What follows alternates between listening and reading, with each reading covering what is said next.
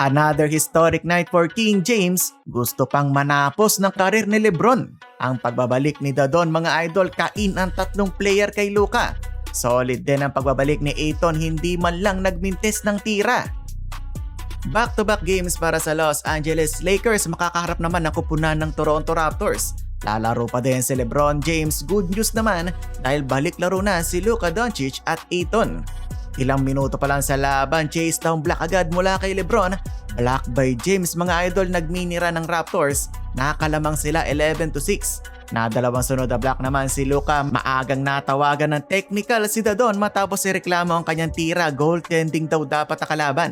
7-minute mark, LeBron sinukat ang depensa ng kalaban sabay pull-up jumper. Bigla naman nag-irit ang depensa ni Mamu, ang Georgian player ng Raptors. 12 points off the bench at ito ang matindi mga idol. Hindi man lang nagminte sa first quarter.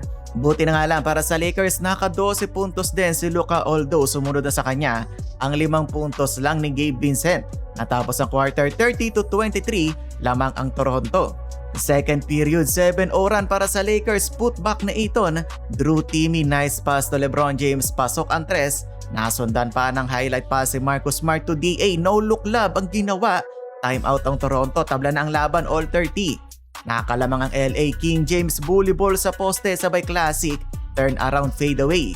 Dinaadaan sa takbuhan ng Lakers ang kalaban, 13-1 run para sa Lake Show. Smart touchdown pass to LeBron, muntik pang maagaw yung bola, buti na lang nakuha ni LeBron. Dinibdiban pa ang kalaban and one basket. Basic love play, Luka to Ayton, isinubo na lang ang bola sa ring. Very efficient scoring para kay Mr. Beast aka Timmy. Wide open wing 3-pointer. Sobrang bilis naman ni Luka sa fast break, sabay na ispatan pa sa kanyang peripheral vision sa Ayton. Another love na naman, 45-36 Lakers. Bumaliktad ang momentum, halfway through ang Toronto naman ang nag-run 9-0. Nag-init na ang kamay ni Brandon Ingram. Nakuha pa nga nilang lumamang 48-47. Pero si Dadon hindi din papaawat, mainit din ang kamay bago nga tumunog ang buzzer. Nakatres na naman, nakuha pa ng Lakers ang kalamangan 55-54. Nagpupuntahan na sa locker room ang players pero si Luka patuloy pa din ang pagre-reklamo sa officials. Nakaka-18 points na si Dadon. Third period, nalusaw na naman ang lead ng Lakers. On written pa din ang mga jump shot ni Brandon Ingram. 7:02 in the third, Luka steal sabay full head of steam si LeBron. Walang makapigil kay Lolo Bron. History na naman for King James mga idol. Meron na siyang total of 51,000 career points.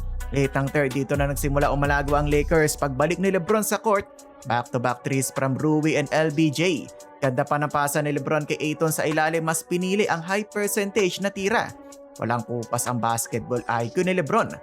Well, fourth period, take over mode na talaga si LeBron. Outbalance yung jumper, pumasok pa. Kung di scoring passing naman ang ginagawa ni LBJ. Tahimik lang pero solid game na pala sa Ayton, 25 points plus 13 rebounds. At hindi man lang nagmintes, 10 out of 10 from the field. Grabe tong si DA. Bando, throw it down in transition, 4-minute mark. 41-year-old mananapos pa ng karir etong si LBJ, sayang lang hindi pumasok ang dunk. Posterized na sana yon. Napapailing nga doon si LeBron. Ending 110-93 bounce back game para sa Lakers. Tig 25 si Luka, naka 24 points naman si LeBron.